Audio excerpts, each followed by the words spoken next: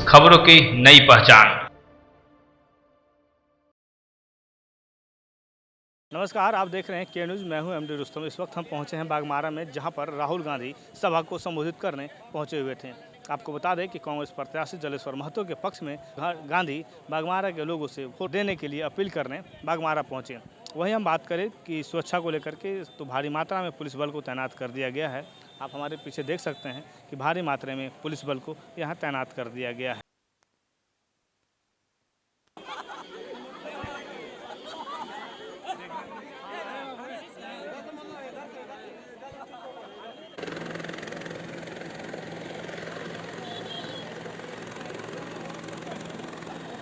लाइटवा जले लगलो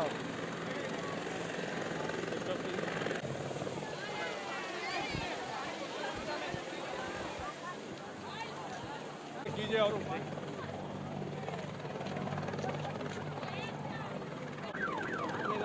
नहीं जाने देगा, गाड़ी नहीं जाने देगा। आगे मार्केटिंग कर दिया है। राहुल गांधी जिंदाबाद, कांग्रेस पार्टी जिंदाबाद, मल्लिकार्जुन खड़गे जिंदाबाद। साथियों, अब आपके बीच बागमारा के लोकप्रिय नेता और कांग्रेस पार्टी के उम्मीदवार आदरणीय जलेश्वर महतो जी से आग्रह है कि आए और अपने ओजस्वी भाषण से आपको अवगत कराए। जलेश्वर महतो जी। राहुल गांधी जिंदाबाद, राहुल गांधी जिंदाबाद, राहुल गांधी जिंदाबाद, जिंदाबाद, राहुल गांधी जिंदाबाद, जिंदाबाद, जिंदाबाद, राहुल गांधी जिंदाबाद। गुलाम अहमद मीर जी, केशव महतो कमलेश जी, अधीर रंजन चौधरी जी, राजेश ठाकुर जी, संतोष सिंह जी, ब्रजेंद्र सिंह जी, सुल्तान अहमद जी, अभिजीत राज जी, रियाजुल अंसारी जी, लकी सोरेन जी, मंजू देवी जी, हमारे कैंडिडेट्स जलेश्वर महतो जी और अजय दुबे जी, कांग्रेस पार्टी और गठबंधन के हमारे प्यारे कार्यकर्ता भाइयों और बहनों, आप सबका यहां बहुत बहुत स्वागत। आप दूर दूर से आए, हमारी बात सुनने आए, इसके लिए आपको मैं दिल से धन्यवाद करता हूं। जोहार।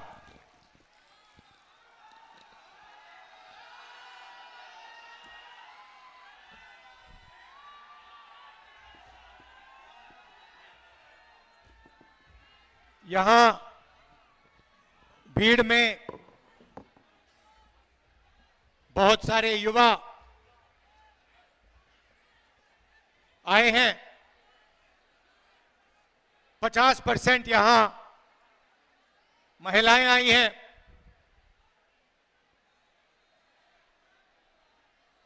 और सच्चाई है कि आज के हिंदुस्तान में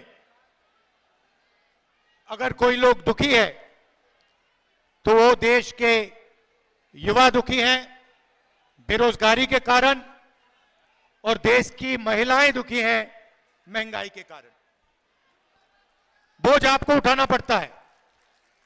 मोदी जी बड़े बड़े भाषण करते हैं,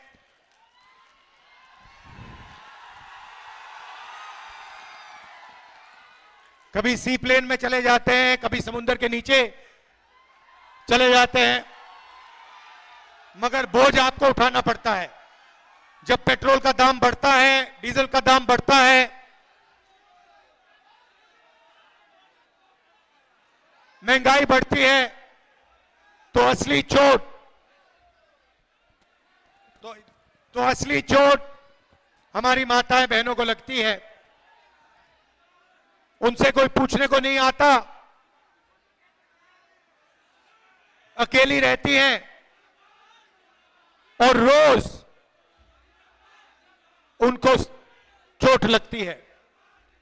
जब भी वो कुछ खरीदने जाती हैं उनको चोट लगती है। नरेंद्र मोदी जी ने उसमें जीएसटी जोड़ दिया, तो जितना टैक्स आप देते हो, जितना टैक्स हिंदुस्तान के गरीब लोग देते हैं, उतना ही अदानी जी देते हैं। आप शर्ट खरीदते हो, जितना टैक्स आप देते हो उतना गौतम अदानी देता है। ये पूरा टैक्स का जो ढांचा है हिंदुस्तान के गरीब लोगों से पैसा लेने का तरीका है। सही बात है। आप देखिए, अदानी जी अरबपति है, प्राइवेट हवाई जहाज में 24 घंटा उड़ता है, धारावी की उसको जमीन दी जा रही है, 1 लाख करोड़ रुपए की जमीन उसको दी जा रही है, और जितना टैक्स आप देते हो उतना ही वो देता है। अगर आप टी शर्ट खरीदोगे, जीएसटी जितनी आप दोगे उतनी ही अदानी देगा। तो ये जो नरेंद्र मोदी जी ने जीएसटी का सिस्टम बनाया है, ये गरीबों से चोरी करने का सिस्टम है। और इस देश में गरीब कौन है मैं आपको बता देता हूं। 8% आदिवासी, 15% दलित, 50% पिछड़े वर्ग के लोग, 15% अल्पसंख्यक माइनॉरिटी के लोग, मतलब 90% हिंदुस्तान की आबादी या दलित है, या आदिवासी है, या पिछड़े वर्ग की है, या फिर माइनॉरिटी है। मगर अगर आप देखें, हिंदुस्तान की संस्थाओं को देखें, सरकारी ऑफिसेज में देखें, आपको ये लोग नहीं दिखाई देंगे। आप मीडिया देखते हो, हर रोज हर शाम झारखंड में डिबेट होती है, एंकर एक दूसरे से बात करते हैं, पत्रकार आर्टिकल लिखते हैं। आप मुझे बताओ, टीवी में डिबेट होते हुए आपने कभी किसी गरीब आदिवासी को, किसी किसान को, किसी गरीब दलित को, किसी गरीब पिछड़े वर्ग के व्यक्ति को टेलीविजन पे देखा है क्या? नहीं दिख सकता आपको।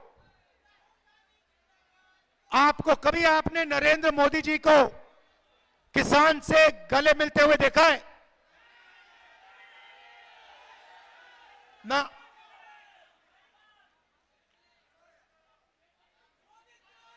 एक बार मैंने देखा नरेंद्र मोदी जी को, वो तारों के पीछे, बार्ब्ड वायर के पीछे 10-15 गरीब बच्चे थे, झिझक के नरेंद्र मोदी जी उनके हाथ पकड़ रहे थे। हिंदुस्तान का प्रधानमंत्री गरीबों के पास जाता ही नहीं है, वो जाता ही नहीं है। किसानों के पास, आदिवासियों के पास, दलितों के पास, पिछड़ों के पास वो कभी नहीं जाते हैं। वो सिर्फ अदानी जी के साथ, अंबानी जी के साथ जाते हैं। भैया आपने पता है, देश में गरीब लोगों के घर में शादी होती है ना, नरेंद्र मोदी जी अंबानी की शादी में चले गए, किसी गरीब व्यक्ति की शादी में कभी गए? क्योंकि वो उनके हैं, वो आपके नहीं हैं। ये सच्चाई है।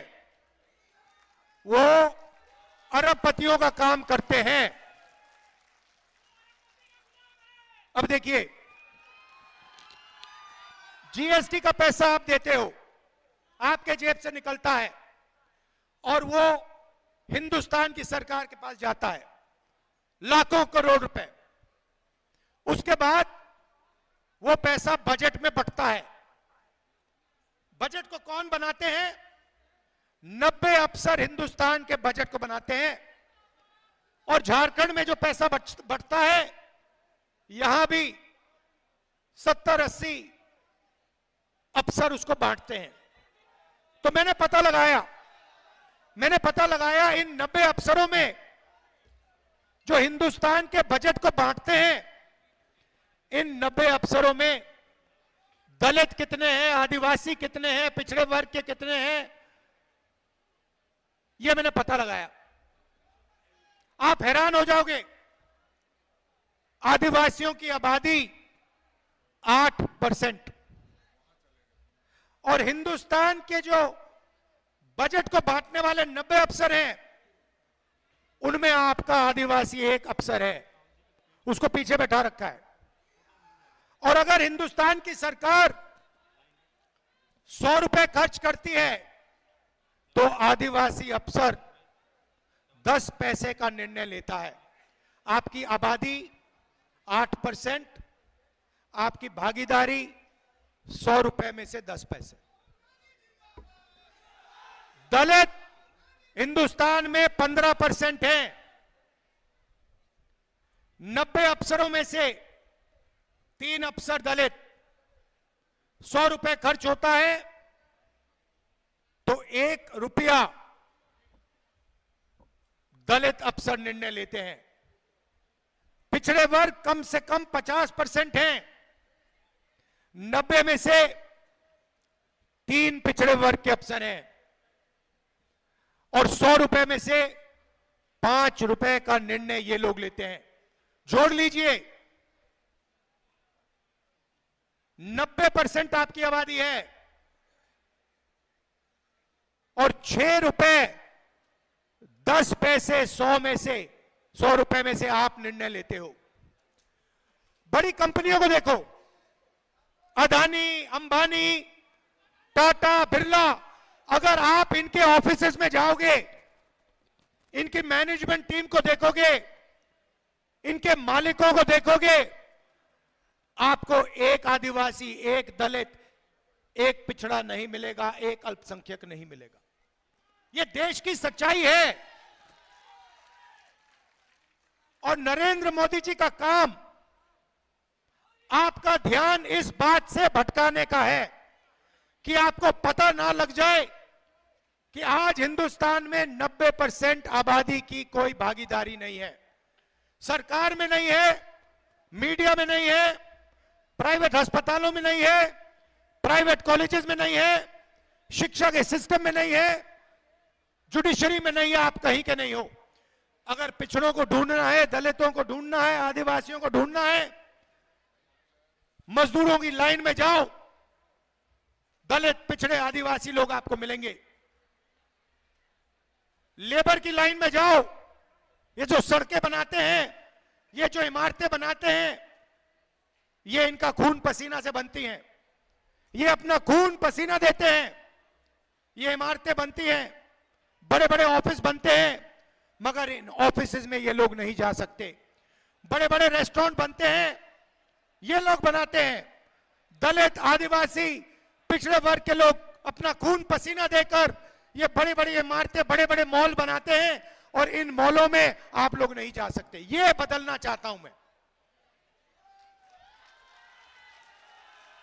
अब बदलने का सबसे बड़ा तरीका जाति जनगणना, कि देश को पता लग जाए आदिवासी कितने हैं, दलित कितने हैं, पिछड़े वर्ग के लोग कितने हैं। दूध का दूध, पानी का पानी साफ हो जाए पूरा। पता लग जाए सबको कि भैया देश का धन कैसे बटा है, सरकारी संस्थाओं में हमारे कितने लोग हैं, दलित कितने हैं, आदिवासी कितने हैं, पिछड़े कितने हैं, सबको पता लग जाए। जिस दिन भाइयों और बहनों जाति जनगणना हो जाए, उस दिन हिंदुस्तान में क्रांतिकारी राजनीति शुरू हो जाएगी। और मैंने साफ कह दिया, पार्लियामेंट हाउस में मोदी जी के सामने कह दिया, मोदी जी आप जाति जनगणना को रोकने की कोशिश कर रहे हो। मैं और कांग्रेस पार्टी और इंडिया गठबंधन देश को वायदा देते हैं, पार्लियामेंट में, लोकसभा में वायदा देते हैं कि हम जाति जनगणना इसी लोकसभा में पास करवा के दिखाएंगे। और ये जो 50% की दीवार बना रखी है, रिजर्वेशन की दीवार बना रखी है, इसको हम तोड़ के इसको हम परे कर देंगे। रिजर्वेशन को हम 50% से ज्यादा कर देंगे। झारखंड में तो हमने कह दिया है, झारखंड में हमने कह दिया है आदिवासियों को 26% से 28% रिजर्वेशन हम बढ़ा के दे देंगे। दलितों को 10% से हम 12% कर देंगे और पिछड़े वर्ग को 14% से हम 27% रिजर्वेशन दिलवा देंगे।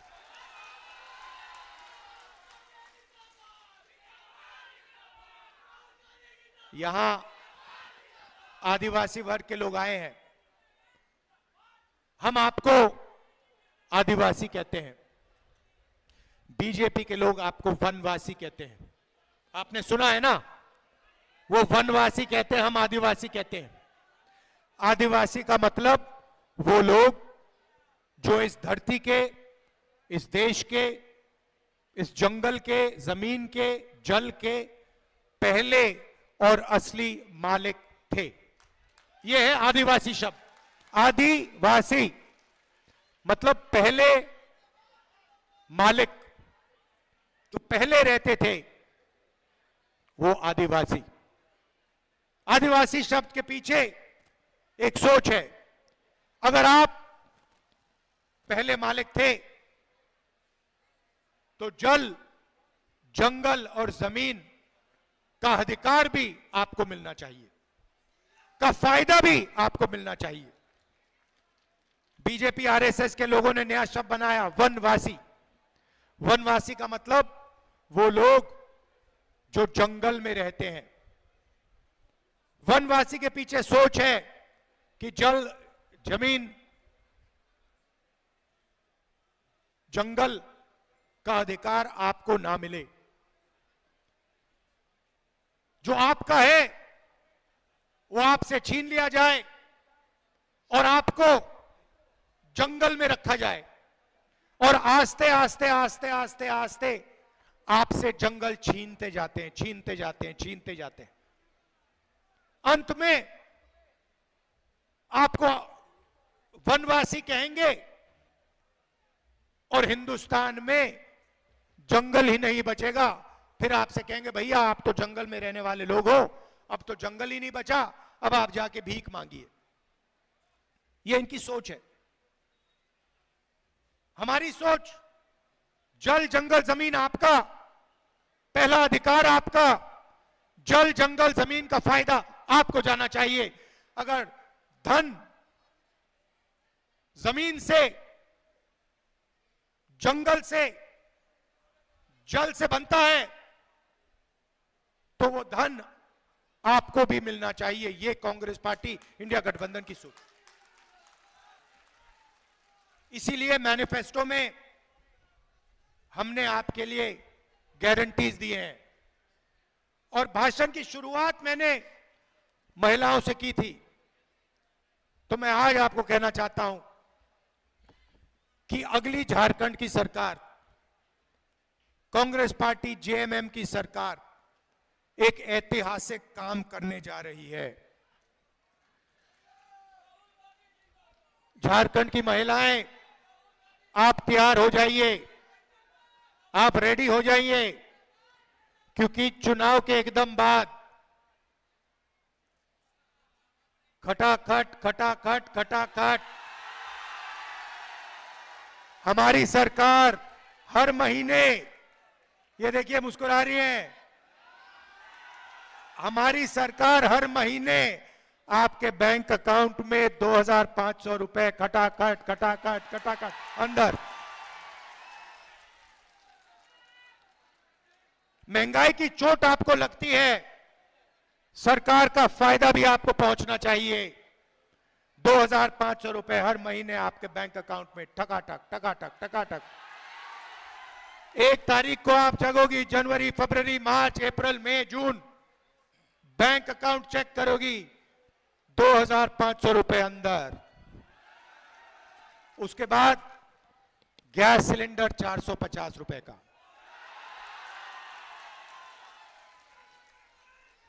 ₹450 का गैस सिलेंडर, 2,500 रुपए बैंक अकाउंट के अंदर। 7 किलो राशन हर व्यक्ति को हर महीने आपकी इंडिया गठबंधन की सरकार देने जा रही है।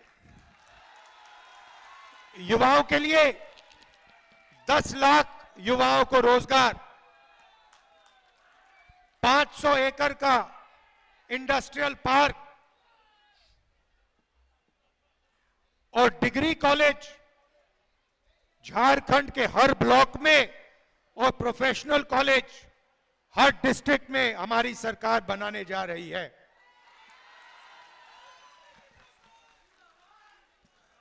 किसानों के लिए धान के लिए मिनिमम सपोर्ट प्राइस, आज आप 2,400 रुपए प्रति क्विंटल धान खरीदते हो। चुनाव के बाद इंडिया गठबंधन की सरकार धान के लिए आपको 3,200 रुपए प्रति क्विंटल देने जा रही है। भाइयों और बहनों, हमने मन बना लिया है, जितना पैसा नरेंद्र मोदी अरबपतियों को देगा उतना पैसा हम गरीबों को, किसानों को, मजदूरों को, युवाओं को देंगे। इस बार दिल्ली में सरकार नहीं बनी, आने वाले समय में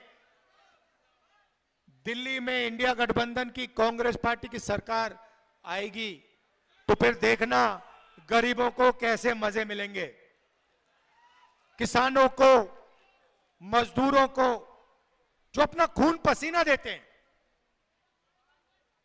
24 घंटा काम करते हैं, सड़क बनाते हैं, देश को भोजन देते हैं, छोटे व्यापारी लोग जो रोजगार देते हैं, छोटे बिजनेस वाले लोग जो रोजगार देते हैं देश को, उनकी मदद करने वाली सरकार होनी चाहिए। नरेंद्र मोदी ने 6 लाख करोड़ कर्जा माफ किया है अरबपतियों का। किसान कर्जा माफी मांगता है, नरेंद्र मोदी कहता है तुम्हें नहीं देंगे। गरीब व्यक्ति कर्जा माफी मांगता है, कहता है हम नहीं देंगे। अरबपतियों के लिए टैक्स माफ हो जाएगा, कर्जा माफ हो जाएगा, जमीन दी जाएगी। ऐसी सरकार झारखंड में नहीं आनी चाहिए। नहीं आएगी ना? इंडिया गठबंधन की सरकार बनाइए, 2,500 रुपए प्रति महीना वाली सरकार बनाइए, 3,200 रुपए प्रति क्विंटल वाली सरकार बनवाइए और 200 यूनिट बिजली फ्री में देने वाली सरकार बनाइए। आप सबका दिल से बहुत बहुत धन्यवाद। बहुत जोश है आप में। नमस्कार।